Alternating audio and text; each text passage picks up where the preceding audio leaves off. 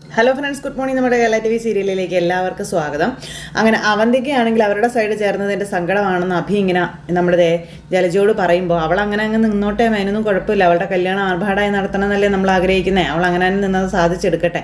പിന്നെ ആദർശിൻ്റെ കാര്യത്തിൽ മുത്തശ്ശൻ ഇനി എന്ത് നിലപാടെടുക്കും എന്നുള്ളതാണ് എനിക്ക് അറിയേണ്ടത് എന്ന് അഭി ജലജയോട് പറഞ്ഞു. പിന്നെ കമ്പനിയെ താഴോട്ട് കൊണ്ടുപോകുന്ന ഒരു MD അനന്തമൂർത്തി വെച്ചുകൊണ്ടിരിക്കില്ല എന്നും പിന്നെ മുൻകാല അനുഭവങ്ങളൊക്കെ അമ്മയ്ക്ക് അറിയില്ലേ എന്നും അഭി ചോദിക്കാം. വർക്കിൽ ഒരു ചെറിയ വീഴ്ച വരുത്തിയ ഒരൊറ്റ സ്റ്റാഫിനെ പോലും മൂർത്തി ജ്വല്ലറിൽ മുത്തശ്ശൻ വെച്ചുകൊണ്ടിരുന്നിട്ടില്ല. ആദർശം അങ്ങനെ തന്നെ ആയിരുന്നു. അങ്ങനെയെങ്കിൽ എല്ലാ സന്നാഹങ്ങളും തകർന്നടിഞ്ഞ് വീണെങ്കിൽ അവനെതിരെയും മുത്തശ്ശന് ആക്ഷൻ എടുത്തേ പറ്റുമെന്ന് പറഞ്ഞു. അപ്പം അങ്ങനെ നീ പ്രതീക്ഷിക്കേണ്ട, അങ്ങേര് ആദർശനെ വിട്ട് കളിക്കില്ല എന്ന് ജലജ പറയുമ്പോൾ പക്ഷെ അത് കമ്പനിയിലുള്ളവർ തന്നെ ചോദ്യം ചെയ്യുമെന്നും ചിലപ്പോൾ അവൻ്റെ അച്ഛനും ഇളയച്ചനും വരെ ചോദ്യം ചെയ്തെന്നിരിക്കും. അമ്മ അവരെയൊക്കെ കാരണം അമ്മ അവരെയൊക്കെ വെട്ടിമാറ്റിയിട്ട് ആദർശിന് മുത്തശ്ശന് MD സ്ഥാനം കൊടുത്തിരിക്കുന്നതെന്ന് പറയുമ്പോൾ കൂടുതലൊന്നും പ്രതീക്ഷിക്കേണ്ട. എടാ, പഴയ അനന്തമൂർത്തിയൊന്നും അല്ല ഇപ്പോഴത്തെ അനന്തമൂർത്തിയെന്നും, രോഗം വന്ന് ഒടിഞ്ഞു തൂങ്ങിയ ഒരാളാണ് ഇപ്പോൾ ഇവിടെ ഉള്ളത്. അങ്ങനെ ഒരാൾ പഴയതുപോലെ ബോൾഡായിട്ടുള്ള തീരുമാനങ്ങൾ എടുക്കാനുള്ള സാധ്യതയൊന്നും ഇല്ല. എന്നാലും നമുക്ക് നോക്കാമെന്ന് ജലജ പറഞ്ഞു കൊടുക്കുക. അനന്തമൂർത്തി ആകുമോ എന്ന് പറഞ്ഞിട്ട് ജലജ അകത്തേക്ക് കയറിപ്പോയി. അബി ആണെങ്കിൽ ഇങ്ങനെ അവിടെ ആലോചനയായിട്ട് നിൽക്കുക. എന്നിട്ട് വലിയ ചിരിയൊക്കെ ചിരിച്ച് ജലജ നവ്യയുടെ അടുത്തേക്ക് ചെന്നു കേട്ടോ. മോളെ, എല്ലാം പോയി മോളെ എന്നും പറഞ്ഞുകൊണ്ട്. അപ്പോഴേക്കും നവ്യ ചാടി എഴുന്നേക്കുവാ സന്തോഷം കൊണ്ട്. 5 വർഷത്തെ കരാറ് കൊണ്ടുപോയത് AN ജ്വല്ലറി മോളെ. അല്ല, ആരേത് അമ്മയോട് പറഞ്ഞതെന്ന് ചോദിക്കുമ്പം അബി ഇപ്പോഴേ ഡേവിഡ് സാറ് വിളിച്ചായിരുന്നു, അങ്ങേരാ പറഞ്ഞതെന്ന് പറയുമ്പം സാറങ്ങനെ കള്ളം പറയുന്ന ഒരാളൊന്നും അല്ല, എനിക്കും സാറിനെ വിളിക്കാവുന്നതേ ഉള്ളൂ എന്ന് പറഞ്ഞു. അപ്പോൾ അങ്ങേര് ഇതുവരെ അബി നേരിട്ട് പോലും കണ്ടിട്ടില്ല എൻ്റെ മോളെ. അവനെ അയാൾ വിളിച്ച് കാര്യം പറഞ്ഞപ്പോൾ ആദ്യം ഞാനത് വിശ്വസിച്ചില്ല കേട്ടോ. പക്ഷേ അപ്പോഴാണ് അവൻ മൊബൈൽ ഓണാക്കി എല്ലാം കാണിച്ചു തന്നതെന്ന് പറഞ്ഞു. അന്നേരം ഞാൻ വിശ്വസിച്ചു. പിന്നെ സത്യം അവരുടെ കൂടെ അല്ലല്ലോ, അതുകൊണ്ട് പിന്നെ ആരെ വിളിച്ചിട്ടും ആരെ പ്രാർത്ഥിച്ചിട്ടും എന്താ കാര്യം? അവനെ വിജയശ്രീ ലാളിതനായിട്ട് തിരിച്ചു വരുമ്പോൾ ഇവിടെ ആഘോഷിക്കാനായിട്ട് ചിലർ കാത്തിരിക്കുകയായിരുന്നു, നിന്റെ അനിയത്തി ഉൾപ്പെടെ. ഇനി നമുക്കിതൊന്ന് ആഘോഷിക്കണം, ആരും അറിയാതെ എന്ന് ജലജ പറയുമ്പോൾ മുത്തശ്ശനത് അറിഞ്ഞോ? എന്തോ അറിഞ്ഞു കാണുമായിരിക്കും, കാണാതെ എവിടെ പോവാനാ? ഇനിയിപ്പോൾ ഈ വാർത്ത അറിഞ്ഞേട്ടെ അങ്ങേരുടെ ഹൃദയം നിന്ന് പോകാതിരുന്നാൽ കൊള്ളാം. ആദർശ് എന്ന് പറയുന്ന കൊച്ചുമകനെ പറ്റി പറയുമ്പോൾ മുത്തശ്ശന് 100 നാവായിരുന്നല്ലോ ഒന്ന് നവ്യ. ഇനി ആ 100 നാവിന് കുറവ് വരും, അതിങ്ങനെ താഴ്ന്നേ അങ്ങേര് മൗനവ്രതത്തിലും ആകും എന്നൊക്കെ ഇങ്ങനെ ജലജ പറയുമ്പോൾ ബിസിനസ്സിനെ ആര് താഴോട്ട് കൊണ്ടുപോയാലും അയാളെ വെച്ച് പൊറപ്പിക്കുന്ന സ്വഭാവം മുത്തശ്ശന് ഇല്ല എന്നല്ലേ എല്ലാവരും പറയാറ്. അബി ഒരു തെറ്റ് ചെയ്തപ്പോൾ അവനെ തരം താഴ്ത്തുക മാത്രമല്ല, പിന്നീട് അവനെ ജ്വല്ലറിയിൽ നിന്ന് പുറത്താക്കുകയും ചെയ്തില്ലേ? അങ്ങനെയുള്ളപ്പോഴേ ഇനി പ്രിയപ്പെട്ട കൊച്ചുമോന് MD സ്ഥാനം ഉണ്ടാവോ എന്ന് നവ്യ ചോദിച്ചു. അപ്പോൾ ഒന്നും പറയാൻ പറ്റത്തില്ല മോളെ, അങ്ങേർക്ക് ഈ വീട്ടിനകത്ത് ഏറ്റവും ഇഷ്ടമേ ആദർശിനെയാണ്, പിന്നെ അവൻ്റെ ഭാര്യയെയും. അന്യരെ പോലെ ഇവിടെ കഴിയുന്നതേ നമ്മളൊക്കെ അല്ലേ മോളെ എന്ന് പറയുമ്പം നയന ഇത് അറിഞ്ഞായിരുന്നോ എന്ന് ചോദിച്ചു നവ്യ. അപ്പം അറിയാനേ വഴിയൊന്നുമില്ല, അവൻ തോറ്റു തുന്നം പാടിയെന്നെങ്ങാനും അവളെ വിളിച്ചു പറയുമോ എന്ന് ജലജ നവ്യയോട് ചോദിക്കുക. പിന്നെ അവൻ ഇനി തിരിച്ചു വന്നു കഴിഞ്ഞതിന് ശേഷം മാത്രമേ എല്ലാവരും എല്ലാം അറിയാൻ പോകുന്നുള്ളൂ എന്നും പറഞ്ഞു. ഇനി നീയായിട്ട് നീ ഇത് ആരോടും പറയാൻ നിൽക്കണ്ട കേട്ടോ, അവരൊക്കെ അറിയുമ്പോൾ അറിഞ്ഞോട്ടെ എന്ന് പറയുമ്പം എന്നാലേ ഞാൻ നയനെ ഒന്ന് പോയി കാണട്ടെ എന്ന് പറഞ്ഞുകൊണ്ട് നവ്യ അവൾ അങ്ങ് പോകുമ്പോൾ ജലജ ഭയങ്കര സന്തോഷത്തിൽ ഇവിടെ നിൽക്കുക. ദേവ്യാനിയും നയനയും കൂടി അവിടെ ഇരുന്ന് സങ്കടപ്പെട്ടിരിക്കുമ്പോഴാണ് നവ്യ അങ്ങോട്ടേക്ക് വരുന്നത്. രണ്ടുപേരും റിസൾട്ട് അറിയാൻ വേണ്ടി കാത്തിരിക്കുക എന്ന് പറഞ്ഞുകൊണ്ട് നവ്യ അങ്ങോട്ട് വരും കേട്ടോ. എന്നിട്ട് നയനെ എന്തെങ്കിലും അറിഞ്ഞായിരുന്നോ എന്ന് ചോദിച്ചപ്പോൾ ഇല്ല ചേച്ചി, ഒന്നും അറിഞ്ഞില്ല എന്ന് നയന പറഞ്ഞു. അപ്പം മുത്തശ്ശൻ ആ ഡീല് നമുക്ക് കിട്ടാൻ വേണ്ടി ചെയ്യാൻ പറ്റുന്നതൊക്കെ അവിടെ ചെയ്തിട്ടുണ്ടെന്നല്ലേ പറഞ്ഞത്, അതുകൊണ്ട് പിന്നെ ടെൻഷൻ അടിക്കേണ്ട കാര്യമൊന്നുമില്ലല്ലോ, അത് നമ്മുടെ ജ്വല്ലറിക്ക് തന്നെ കിട്ടി കാണുമെന്ന് നവ്യ പറയും അവരോട്. അപ്പോൾ കിട്ടരുതെന്നാണല്ലോ നിന്റെ ഭർത്താവിൻ്റെ അവൻ്റെ അമ്മയുടെ ഒക്കെ ആഗ്രഹവും പ്രാർത്ഥനയെന്ന് പറയുമ്പോൾ, അല്ല ഞങ്ങൾ പ്രാർത്ഥിച്ചതിനേക്കാളും കൂടുതൽ ഇവളും അമ്മായിയും ഒക്കെ പ്രാർത്ഥിച്ചിട്ടില്ലേ, അപ്പം പിന്നെ അതൊക്കെ ദൈവം കേൾക്കാതിരിക്കുമോ എന്ന് നവ്യ ഇവരെ കളിയാക്കി ചോദിക്കുക. നിനക്കിപ്പോൾ കൂറ് ഈ കുടുംബത്തോടോ നമ്മുടെ ജ്വല്ലറിയോടോ ഒന്നും അല്ലല്ലോ. ഇപ്പോൾ നവ്യ ഒന്നും മിണ്ടുന്നില്ല. നിനക്ക് വലിയ ശമ്പളം തന്ന് നിന്നെ വലിയ മോഡലാക്കി വെച്ചിരിക്കുന്നത് നമ്മളുടെ എതിരാളികളല്ലേ എന്ന് ചോദിച്ചു.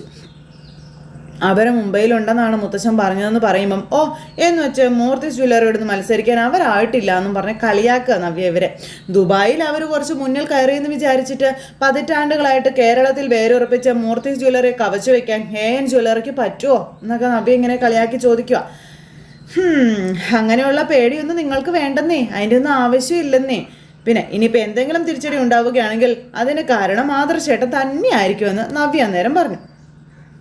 എന്നിട്ട് ഇവരെ ഇങ്ങനെ പരിഹസിച്ച് മനസ്സ് ശരിയല്ലാത്തവർ നല്ല കാര്യങ്ങൾക്ക് പോയാൽ അത് നന്നാവണമെന്നില്ലെന്നും പറഞ്ഞുകൊണ്ട് നവ്യ അകത്തേക്ക് കയറി പോകുമ്പോൾ ഓഹോ ഇവളുടെ ഈ വർത്തമാനത്തിന് എന്ത് മറുപടിയാണ് മോളെ പറയേണ്ടതെന്ന് ദേവയാനി ചോദിച്ചു. അപ്പോൾ ഒന്നും പറയണ്ട അമ്മേ, പറഞ്ഞാലും നമ്മൾ തന്നെ വേദനിക്കേണ്ടി വരില്ലേ എന്ന് ചോദിച്ചുകൊണ്ട് നയനെ അന്നേരത്തേക്ക് നല്ല ഇതായി അവിടെ സംസാരിക്കുന്നു. ഇത് കഴിഞ്ഞ് പിന്നെ കാണിക്കുന്നത് ജലജ അടുക്കളയിൽ പണി ചെയ്തുകൊണ്ടിരിക്കുക. എനിക്ക് സന്തോഷമായി, പോയിട്ടവൻ തോറ്റ് തൊപ്പിയിട്ടല്ലോ. ഓഹോ മുത്തശ്ശന് കൊച്ചുമോന് വല്ല പ്രതീക്ഷയായിരുന്നല്ലോ. ഇനിയിപ്പോൾ അവനെ അങ്ങേര് തന്നെ പുറത്താക്കിക്കോളൂ എന്നും പറഞ്ഞ് പെറുപെറുത്തോണ്ടിരുന്നത് കറക്കി അരിഞ്ഞുകൊണ്ടിരിക്കുമ്പോഴാണ് കനക അങ്ങോട്ടേക്ക് വരുന്നത്. ജലജേ ദേ ഞാൻ എൻ്റെ വീട്ടിലോട്ട് പോകുക, പിന്നെ മര്യാദയ്ക്ക് ഇവിടെ അടങ്ങി ഒതുങ്ങി കഴിഞ്ഞോളണം. നീയും നിന്റെ മോനും ഇനിയും പഴയതുപോലെ ഈ വീടിനകത്ത് കലഹങ്ങൾ ഉണ്ടാക്കിയാലുണ്ടല്ലോ, ദേ ഞാൻ പോയ പോലെ ഭുന്നും പറഞ്ഞിങ്ങ് തിരിച്ചു വരുമെന്ന് കനക. എന്നിട്ട് എൻ്റെ നയനമോളുടെ അമ്മായിമ്മയ്ക്കൊപ്പം നിന്ന് നിന്നെയും നിന്റെ മോനെയും ഇവിടെ നിന്ന് കെട്ടുകെട്ടിക്കുമെന്ന് ജലജ പറയുക. അത് ജലജയോട് കനക പറയും. അപ്പോൾ ജലജ ഇങ്ങനെ തുറച്ചു നോക്കുക. ജലജ നീ ഒന്ന് നോക്ക്, ഒരു കാര്യം മനസ്സിലാക്കുക, എനിക്ക് നിന്നോടൊന്നും ഒരു ദയും സഹതാപവും ഇല്ല, അതൊന്നും നീ അർഹിക്കുന്നുമില്ല. അപ്പോൾ ജലജയ്ക്ക് ഇപ്പോൾ പുച്ഛം ഇവരെ എല്ലാവരെയും. ആരും ചെയ്യാത്ത തെറ്റാ നിന്റെ മകൻ ചെയ്തിരിക്കുന്നതെന്നും എന്നിട്ട് എൻ്റെ മകളെ പറഞ്ഞ് തിരുത്താതെ അവളെ കൊണ്ട് ഈ വീട്ടിലുള്ളവരെ വിഷമിപ്പിച്ചുകൊണ്ടിരിക്കുകയല്ലേ നിങ്ങളെന്നൊക്കെ ചോദിച്ചു. അപ്പോൾ ജലജ ഇങ്ങനെ നോക്കുക കേട്ടോ. കനകയ്ക്കാണ് ദേഷ്യം അടക്കാനും കഴിയുന്നില്ല. നവ്യ തുനിഞ്ഞിറങ്ങിയിരിക്കുന്നതേ നിന്റെയൊക്കെ നിർദ്ദേശപ്രകാരമാണെന്ന് എനിക്ക് മാത്രമല്ല ഈ വീട്ടിലുള്ള എല്ലാവർക്കും അറിയാവുന്നു കനക ഈ ജലജോട് പറഞ്ഞു. അങ്ങനെ നീയൊക്കെ പൊട്ടം കളിക്കുമ്പോഴേ നിന്നെയൊക്കെ വരച്ച വരയിൽ നിർത്തണ്ടേ എന്നൊക്കെ ചോദിക്കുക. അന്നേരം എൻ്റെ പൊന്ന് കനകയെ, നവ്യയുടെ കാര്യത്തിൽ ഞങ്ങളൊക്കെ നിരപരാധികളാണ്, ഞങ്ങൾക്കൊന്നും അറിയില്ല എന്ന് പറയുമ്പോൾ അതേ മിണ്ടിപ്പോകരുത് കേട്ടോ. നിന്റെ മകൻ്റെ ജീവിതത്തിലേക്ക് എൻ്റെ മോള് വന്നത് എങ്ങനെയാണെന്നൊക്കെ എനിക്കും ഈ വീട്ടിലുള്ള എല്ലാവർക്കും നന്നായിട്ട് അറിയാം. കൂടുതൽ സംസാരിക്കാനൊന്നും നിൽക്കേണ്ട, കൂടുതൽ എന്നെ കൊണ്ട് പറയിച്ചാൽ ശരിയാവില്ല. പിന്നെ എൻ്റെ നന്ദുവിനെ അറിയാലോ, അവളൊരു പോലീസ് ഓഫീസറാ, അവൾക്ക് ഇവിടുത്തെ എല്ലാ കഥകളും അറിയാം. ദേഷ്യം വന്നാലുണ്ടല്ലോ അവൾ നിന്റെ മോനെ വീണ്ടും ലോക്കപ്പിൽ കൊണ്ടിട്ട് ചാവിട്ടി മെതിക്കുമെന്ന കാര്യം കനക ജലജയോട് പറയാതെ കേട്ടപ്പോൾ ജലജയ്ക്ക് ഒരു പേടി. ചേച്ചിയുടെ ഭർത്താവിനെ എന്തിനാ അനിയത്തി അറസ്റ്റ് ചെയ്തത് കൊണ്ടുപോയെന്നൊക്കെയാണ് നവ്യ ചോദിക്കുന്നതെന്നൊക്കെയുള്ള കാര്യങ്ങൾ പറയുമ്പോഴത്തേക്കും ചങ്കിടിക്കാൻ തുടങ്ങി ജലജയ്ക്ക്. അതാണ് നവ്യയ്ക്കും നന്ദുവിനോടും ഞങ്ങളോടുമുള്ള ഏക ദേഷ്യം. അവൾക്കൊരു അപകടം ഉണ്ടായി കിടന്നിട്ട് പോലും ചേച്ചി അനിയത്തി ഒന്ന് കാണാൻ പോലും വന്നിട്ടില്ല. പിന്നെ അതിൻ്റെയൊക്കെ യഥാർത്ഥ കാരണം നിന്റെ മകനാണ് എന്നുള്ളത് നവ്യയ്ക്ക് അറിയില്ലല്ലോ. പിന്നെ ഒരു ദിവസം അവളെ അതൊക്കെ അറിയിച്ചിട്ടായിരിക്കും അവളുടെ മുന്നിലോട്ട് ഇനി നന്ദുട്ടന് അവനെ തൂക്കിയെടുത്ത് കൊണ്ടുപോകാൻ പോകുന്നത്. ആ സമയത്ത് അവളെ ആരും തടയില്ല, ലോക്കപ്പിൽ കൊണ്ടുപോയി അവനെ കേട്ടി തൂക്കാനേ പറയുള്ളൂ എന്നും പറഞ്ഞു. അപ്പോൾ അവനിപ്പോൾ ഒരു തെറ്റും ചെയ്യുന്നില്ല കനകെ, ഈ വീട്ടിൽ എന്നെ സഹായിച്ച് ഇവിടെ നിൽക്കുക എന്ന് ജലജ പറയുമ്പം അതെ, അല്ലെങ്കിലും അങ്ങനെ അവൻ നിന്നേ പറ്റുള്ളൂ. അതവൻ സൗജന്യമൊന്നും ചെയ്യുന്ന കാര്യമൊന്നും അല്ല, അവൻ്റെ സ്വന്തം ഭാവിക്ക് വേണ്ടി അവൻ ചെയ്യുന്ന കാര്യങ്ങളാണ്. ഇതൊക്കെ ആർക്കാ അറിഞ്ഞുകൂടാത്തത്? എന്നിട്ട് അവൻ സഹായിച്ചുകൊണ്ട് നിൽക്കുകയാണത്രേ. സത്യം പറയാലോ, ഈ ഇരിക്കുന്ന എണ്ണ ഉണ്ടല്ലോ അതെടുത്ത് നിന്നെ മുഖത്ത് ഒഴിച്ചേക്ക് തരാനേ എനിക്ക് തോന്നുന്നതെന്നൊക്കെ പറഞ്ഞു. ലോകത്തിൽ ഇങ്ങനെ അമ്മമാർ കാണുമോ എന്നൊക്കെ ജലജയോട് കനക ചോദിക്കുമ്പോൾ അതെ എന്നെ മാത്രം കുറ്റം പറയണ്ട, കോടീശ്വരന്മാരുടെ വീട്ടിലേക്ക് പെൺകുട്ടികളെ കെട്ടിച്ചയക്കണമെന്ന് നീ ഒരു സമയത്ത് ആഗ്രഹിച്ചതല്ലേ കനകയും ചോദിച്ചു. അതെ ഞാൻ ആഗ്രഹിച്ചിട്ടുണ്ട്, അതേ കുടുംബത്തോട് ഞാൻ ചെയ്ത ചതിയായിട്ടാ പിന്നീട് എനിക്ക് മനസ്സിലായത് എന്ന് കനക ഇവരോട് പറയുവാണ്. പിന്നെ അതുകൊണ്ടല്ലേ ഞാൻ ഇപ്പം ആ സ്വഭാവമൊക്കെ മാറ്റി മര്യാദയ്ക്ക് നടക്കുന്നതും ജീവിക്കുന്നതും. അതുപോലെ ഓരോരോ അനുഭവങ്ങൾ വന്നിട്ടും നീ നിന്റെ മകനും എന്താണ് ഈ സ്വഭാവം മാറ്റാത്തത്? നിനക്ക് മാത്രം എന്താടി ഒരു ചേഞ്ചും ഇല്ലാത്തത്? അപാരം തന്നെയാണ് നിന്റെ കാര്യം. എനിക്കറിയാം, എനിക്കും എൻ്റെ മക്കൾക്കൊന്നും ഈ വീട്ടിൽ കയറി വരാനുള്ള അർഹതയോ യോഗ്യതയോ ഒന്നും ഇല്ലെന്ന്. പിന്നെ എൻ്റെ നയനമോള് ഈ വീടിനെ അനുസരിച്ചാണ് ജീവിക്കുന്നത്. പക്ഷെ നവ്യ അവൾ തരക്കേടൊന്നുമില്ല, പക്ഷേ അവളുടെ മനസ്സിൽ നിന്റെ സ്വഭാവം കുത്തിവെക്കരുത് കേട്ടല്ലോ പ്ലീസ്. പണി നടക്കട്ടെ എന്നും പറഞ്ഞുകൊണ്ട് അവിടെ നിന്ന് കനക അങ്ങ് പോയി. ഈ സമയം നമ്മുടെ അനന്തമൂർത്തി അവിടെ ഇരുന്ന് വാർത്ത കേൾക്കുക. 10ൽ നിന്ന് 120ലേക്കാണ് ആ കുതിപ്പ്. ഏകദേശം 10% വർധനമാണ് ഉണ്ടായിരിക്കുന്നതെന്നൊക്കെ പറഞ്ഞു. സ്വർണ്ണവില സർവ്വകാല റെക്കോർഡിലേക്ക് കുതിച്ചുകൊണ്ടിരിക്കുന്ന ഈ ഘട്ടത്തിലാണ് AN ജ്വല്ലറിയുടെ എന്നും പറഞ്ഞിങ്ങനെ നിൽക്കുമ്പോൾ മുത്തശ്ശി അങ്ങോട്ടേക്ക് കയറി വന്നു. മുത്തശ്ശി വന്നപ്പോഴത്തേക്ക് അത് ഓഫ് ചെയ്തു. അദ്ദേഹം ഇങ്ങനെ തകർന്ന് തരിപ്പണായിട്ട് ഇരിക്കാം. അപ്പോൾ അവിടുത്തെ ഇവർ എന്തെങ്കിലും അറിഞ്ഞായിരുന്നോ എന്ന് മുത്തശ്ശി ചോദിച്ചു. മുത്തശ്ശനോട് ആദർശമം വിളിക്കുകയോ മറ്റോ ചെയ്തോ എന്ന് ചോദിച്ചു. അല്ലെങ്കിൽ അങ്ങോട്ട് വിളിച്ചോ എന്നൊക്കെ ചോദിച്ചു. മുത്തശ്ശൻ അതൊക്കെ കേട്ടിട്ട് ഒന്നും മിണ്ടുന്നില്ല. അപ്പോൾ ഇദ്ദേഹം എന്തൊന്നും മിണ്ടാത്തേ എന്നൊക്കെ ഇങ്ങനെ മുത്തശ്ശി ചോദിക്കും കേട്ടോ. ഒന്നും മിണ്ടുന്നില്ല. അപ്പോൾ എന്തോ പ്രശ്നം ഉണ്ടല്ലോ എന്ന് മുത്തശ്ശിക്ക് മനസ്സിലായി. ഇല്ലെങ്കിൽ ഇങ്ങനെയൊന്നും ഇരിക്കില്ലല്ലോ എന്നൊക്കെ ഇങ്ങനെ മനസ്സിൽ ചിന്തിക്കുമ്പോൾ മുത്തശ്ശി എന്നിട്ട് മുത്തശ്ശൻ്റെ അടുത്തേക്ക് ചെന്ന് ഇരുന്നു കേട്ടോ. എന്താ പറ്റിയെന്ന് ചോദിച്ചു. അപ്പം ഒന്നുമില്ല എന്ന് മുത്തശ്ശൻ പറയുക. അങ്ങനെ പറഞ്ഞാൽ ഞാനത് വിശ്വസിക്കില്ല എന്നും എന്തോ കാര്യമായി സംഭവിച്ചിട്ടുണ്ടെന്നും പറയൂ കേട്ടോ. അപ്പോൾ നമുക്ക് ആ ബിസിനസ് നഷ്ടപ്പെട്ടോ എന്ന് മുത്തശ്ശനോട് ചോദിക്കുമ്പോൾ മുത്തശ്ശൻ ഇങ്ങനെ നോക്കുമോ, മുത്തശ്ശി എന്തെങ്കിലും ഒന്ന് എന്ന് മുത്തശ്ശി ഇങ്ങനെ നിർബന്ധിച്ചുകൊണ്ടിരിക്കുക മുത്തശ്ശനെ. ഇദ്ദേഹം ഇങ്ങനെ മിണ്ടാതിരിക്കുമ്പോൾ പേടിയാവുക എനിക്ക്. കാര്യമായിട്ട് എന്തെങ്കിലും ഉണ്ടാവാതെ ഇങ്ങനെ മൗനം പാലിക്കുന്ന ആളല്ലല്ലോ. എന്താ സംഭവിച്ചതെന്നൊന്ന് പറയുമെന്നും പറഞ്ഞുകൊണ്ട് ഇങ്ങനെ മുത്തശ്ശി ചോദിച്ചുകൊണ്ടേയിരിക്കുന്നു. ഈ സമയത്ത് പിന്നെ കാണിക്കുന്ന നന്ദു വണ്ടിയിൽ ഇങ്ങനെ പോന്നുകൊണ്ടിരിക്കുന്ന സമയത്ത് അനിയുടെ കോള്. നന്ദു എന്ന് പറഞ്ഞപ്പം സോറി നമ്മുടെ നന്ദു കോൾ എടുത്തു. എടാ ആദർശേട്ടൻ്റെ കാര്യം എന്ന് ചോദിക്കുമ്പം അത് പോയടി എന്ന് പറഞ്ഞു.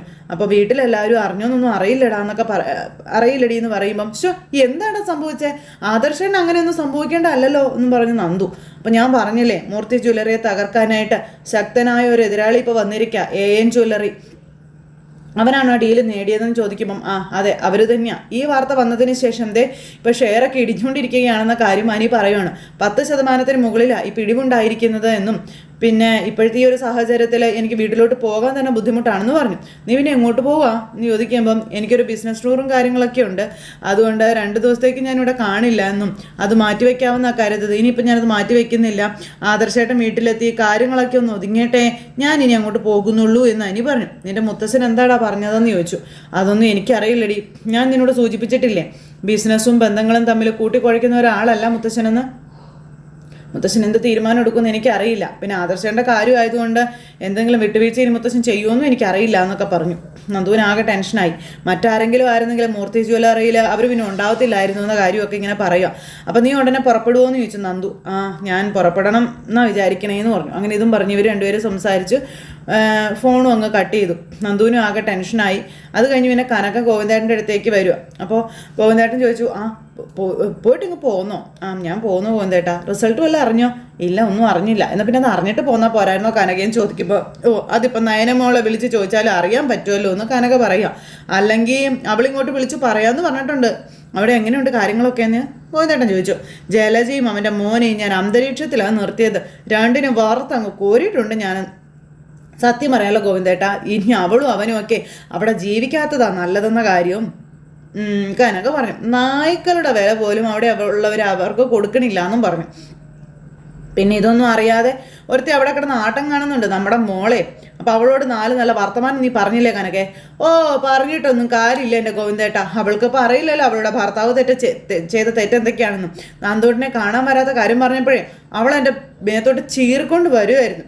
അപ്പോൾ നന്ദു അബിയെ അറസ്റ്റ് ചെയ്ത കാര്യമൊക്കെ പറഞ്ഞു കാണും അല്ലേ? അവൾ അനന്തപുരിക്കാരെ താറടിക്കാൻ വേണ്ടി തന്നെ നടക്കല്ലേ ഗോവിന്ദേട്ടാന്നും പറഞ്ഞു. ഇവർ തമ്മിൽ സംസാരിച്ചുകൊണ്ടിരിക്കുമ്പോൾ നമ്മുടെ നന്ദൂട്ടൻ അങ്ങോട്ടേക്ക് വന്നു. അമ്മ എപ്പോഴാണ് വന്നു എന്ന് ചോദിച്ചു. ഞാനിപ്പോൾ ഇങ്ങ് വന്നേ ഉള്ളൂ മോളെ.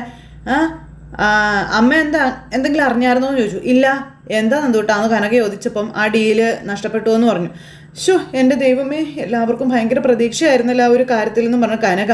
അവൻ്റെ വിജയത്തിന് വേണ്ടിയിട്ട് കഠിന വ്രതത്തിലായിരുന്നു അവിടെയുള്ള എല്ലാവരും. ഇനിയിപ്പോൾ എന്ത് ചെയ്യുമെന്നൊക്കെ ചോദിക്കുക. അപ്പോൾ ശത്രുക്കൾ ഒരുപാട് അവർക്കുണ്ടെന്ന് ആദർശനെ മുത്തശ്ശൻ വിളിച്ചപ്പോൾ പറഞ്ഞതാ. ആരോ മനഃപൂർവ്വം മൂർത്തി ജ്വല്ലറി മാത്രമല്ല ആ കുടുംബത്തെ തകർക്കാൻ നോക്കുകയാണെന്നാണ് സാറ് പറഞ്ഞതെന്ന് പറയുമ്പം അങ്ങനെ ഒരു സംശയം അദ്ദേഹത്തിനുണ്ട്. അത് എന്നോടും പറഞ്ഞിരുന്നു. എന്തായാലും ഞാൻ നേരത്തെ അങ്ങ് പോകുന്നത് നന്നായി, അല്ലെങ്കിൽ അവിടെയുള്ളവരുടെ സങ്കടം കൂടി ഞാൻ കാണേണ്ടി വരില്ലായിരുന്നു എന്ന് കനക ഇങ്ങനെ ഇവരോട് പറയുവാണ്. പിന്നെ ആ വീടിപ്പോൾ ഒരു മരണ വീടായി കാണും ഗോവിന്ദേട്ടാ. അപ്പം നയനമോളാണോ നിന്നെ വിളിച്ച് ഈ കാര്യം പറഞ്ഞെന്ന് ചോദിക്കുമ്പം അല്ല, എൻ്റെ ഒരു സുഹൃത്ത് എന്നോടിത് സൂചിപ്പിച്ചത് എന്ന കാര്യം നന്ദു പറയുമോ. മൂർത്തീസ് ഗ്രൂപ്പിൻ്റെ ഷെയർ ഇടിഞ്ഞു എന്നും പറഞ്ഞിട്ട് ന്യൂസൊക്കെ ഉണ്ടായിരുന്നു എന്നും നന്ദു ഇവരോട് പറയുക കേട്ടോ. അപ്പോൾ അവനെ ഞാൻ വെറുതെ വിടില്ല, ഇതിനകത്ത് അവൻ എന്തെങ്കിലും പങ്കുണ്ടെന്ന് ഞാൻ അറിഞ്ഞാൽ അവനെ ഞാൻ ഒട്ടച്ച വാർക്കും ഞാനെന്നും പറഞ്ഞു നന്ദു. അങ്ങനെ ഒരു കുടുംബം ആയതുകൊണ്ടാണ് അവനും അവൻ്റെ അമ്മയ്ക്കും ഒക്കെ ഇപ്പോഴും അവിടെ കഴിയാൻ പറ്റുന്നതെന്ന കാര്യമൊക്കെ പറയുക നമ്മുടെ നന്ദു. എന്നിട്ട് നന്ദികേട് കാണിക്കുന്നവരെ ഒന്നും ജീവിക്കാൻ അനുവദിക്കരുതെന്നൊക്കെ പറഞ്ഞ് നന്ദു അവിടുന്ന് ദേഷ്യപ്പെട്ട അംഗത്തേക്ക് കയറിപ്പോയി. കനകയും പിന്നാലെ പോയി. ഇത് കഴിഞ്ഞ് പിന്നെ കാണിക്കുന്ന ദേവയാനിയും നയനയും കൂടെ വിഷമിച്ച് അവിടെ നിൽക്കുക കേട്ടോ, വിവരങ്ങളൊന്നും അറിയാത്തത് കൊണ്ട്. അപ്പം മോളുടെ മുത്തശ്ശൻ ഒന്നും മിണ്ടുന്നില്ലല്ലോ എന്ന് പറഞ്ഞു. അപ്പം അച്ഛൻ സഹിക്കാൻ മേലാതാൻ കണ്ടിരിക്കുക, അതുകൊണ്ടാണ് ഒന്നും മിണ്ടാത്തത് എന്നൊക്കെ പറഞ്ഞുകൊണ്ടിരിക്കുക. അപ്പോഴത്തേക്ക് ജയൻ അങ്ങോട്ടേക്ക് വന്നു. ആ ജയനും കൂടി അവരെ കണ്ടപ്പോഴത്തേക്ക് അവർ വന്നില്ല, വാ മോളെന്ന് പറഞ്ഞ് നയനയും കൂട്ടിക്കൊണ്ട് ഓടി ദേവയാനി ഇവരുടെ അടുത്തേക്ക് ചെല്ലുക. എന്തായി ജയേട്ടാ? അപ്പോൾ എന്താ ഞങ്ങളോടൊന്നും പറയാത്ത? അച്ഛനാണേലും ഒന്നും പറഞ്ഞില്ല, ആദർശ് ആരും ഒന്നും പറയുന്നില്ല, എന്താ ചേട്ടാ? കുറേ നേരമായിട്ട് അച്ഛൻ മൗനമായിട്ടിരിക്കുകയാണല്ലോ, അത് 1-2 മണിക്കൂറായിട്ട്. എന്താ ചേട്ടാ, എന്താ കാര്യം എന്ന് ചോദിച്ചു. അല്ല, അച്ഛൻ്റെ ഇളയച്ഛൻ്റെ മുഖം കണ്ടിട്ട് എന്തോ കുഴപ്പമുണ്ടല്ലോ എന്നിങ്ങനെ നയനയും പറഞ്ഞു കേട്ടോ. അന്നേരം അത് ആ ഡീല് നമുക്ക് കിട്ടിയില്ല എന്ന് ജയൻ പറയുമ്പോഴത്തേക്കും നയനയും ദേവയാനിയും ഞെട്ടി തരിച്ചിങ്ങനെ നിൽക്കുന്നിടത്ത് നിന്ന് നമ്മുടെ കഥ അവസാനിച്ചു. അപ്പോൾ എല്ലാവരും കാത്തിരുന്ന് കാണണം കേട്ടോ. എല്ലാവർക്കും നല്ലൊരു ദിവസം ആശംസിക്കുകയാണെങ്കിൽ വീണ്ടും കാണുന്നത് വരെ എല്ലാവർക്കും ടാറ്റാ.